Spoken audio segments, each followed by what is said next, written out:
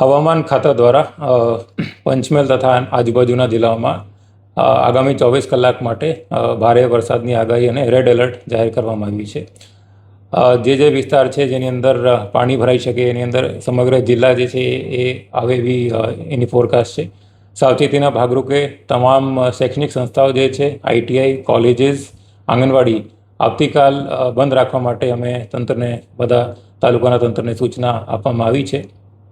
ખાસ તંત્રની તૈયારી જિલ્લા જે કંટ્રોલ રૂમ છે, તાલુકા કંટ્રોલ રૂમ છે, ફાયર ડિપાર્ટમેન્ટ છે, પોલીસ ડિપાર્ટમેન્ટ છે, પંચાયત ડિપાર્ટમેન્ટ છે, બધાને એલર્ટ મોડ ઉપર અમે રાખ્યા છે.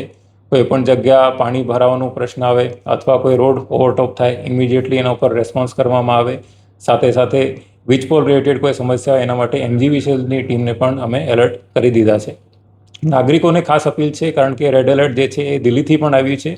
ભારે વરસાદ આવવાની જે શક્યતા છે એ ખૂબ વધારે છે. ગ્રામ્ય વિસ્તાર, શહેરી વિસ્તારમાં અલગ પ્રકારની તકલીફ ઊભી થઈ શકે છે. એટલા માટે જ્યાં વધારે વરસાદ હોય અથવા રોડ ઉપર પાણી ઓવરટોપ થતું હોય ત્યાં જોખમ ના લે અને પોતાનું વાહન જે છે એમાંથી બહાર નહીં કાઢે.